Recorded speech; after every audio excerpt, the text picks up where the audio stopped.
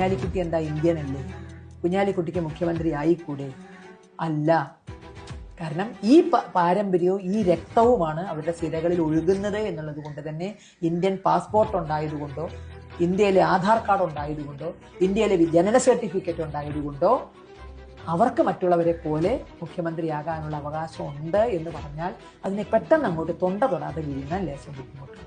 അത് ഈ ചരിത്രം അറിയാവുന്നതുകൊണ്ടാണ്. BC 1500-നും 500-നും ഇടയിൽ ഇന്ത്യ മഹാരാജ്യത്തിലേക്ക് പലപ്പോഴായി അതിക്രമിച്ച് കയറിയ പേർഷ്യൻ നിവാസികളായ ആര്യന്മാർ നടപ്പിലാക്കിയ ഹിംസയിൽ അധിഷ്ഠിതമായ ചാതുർവർണ്ണ്യ വ്യവസ്ഥിതിക്കാണ് അദ്ദേഹം ധർമ്മശാസനം എന്ന് ഉദ്ദേശിച്ചത്.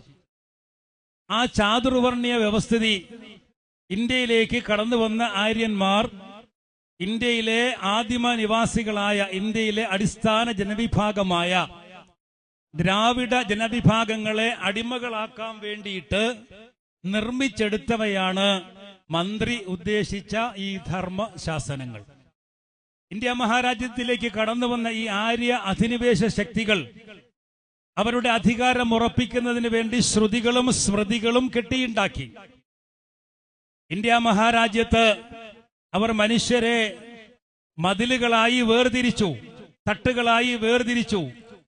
ദൈവത്തിന്റെ തിരുമുഖത്ത് നിന്ന് സൃഷ്ടിക്കപ്പെട്ടവർ ബ്രാഹ്മണരെന്നും, ചുമലിൽ നിന്ന് സൃഷ്ടിക്കപ്പെട്ടവർ ക്ഷത്രിയരെന്നും, ദൈവത്തിന്റെ തുടകളിൽ നിന്ന് സൃഷ്ടിക്കപ്പെട്ടവർ വൈശ്യരെന്നും, കാൽപാദങ്ങളിൽ നിന്ന് സൃഷ്ടിക്കപ്പെട്ടവർ ശൂദ്രരെന്നും അവർ വേർതിരിച്ചു.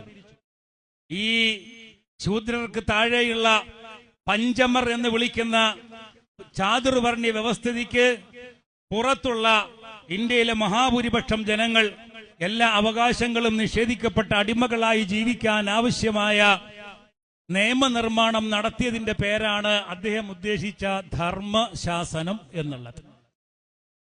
ഈ ചാതുർവർണ്ണ്യ വ്യവസ്ഥിതി അത് സൃഷ്ടിച്ച അനീതി നിമിത്തം ഇന്ത്യ മഹാരാജ്യത്ത് ഒരു കാലത്ത് രാജ്യമെമ്പാടും യാഗാഗ്നികൾ, യാഗപുരകൾ കൊണ്ട് നിറഞ്ഞിരുന്നു.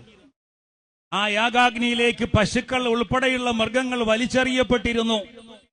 യാഗാഗ്നിയിൽ നിന്ന് മനുഷ്യരുടെയും മൃഗങ്ങളുടെയും ദീനരോധനങ്ങളിൽ അന്തരീക്ഷത്തിൽ പ്രകമ്പനം കൊണ്ടിരുന്നു. യാഗാഗ്നിയിൽ നിന്നും ഉയരുന്ന വിഷപ്പുക കൊണ്ട് ഇന്ത്യ മഹാരാജ്യം മുഴുവനും മലീമസമായിരുന്ന ഒരു അന്തരീക്ഷം. രാജ്യത്ത് തൊട്ടുകൂടാത്തവർ, തീണ്ടിക്കൂടാത്തവർ, ദൃഷ്ടിയിൽപ്പെട്ടാലും ദോഷമുള്ളോർ, കെട്ടില്ലാത്തവർ, തമ്മിലുണ്ണാത്തവരിങ്ങനെ ഒട്ടല്ലഹോ ജാതി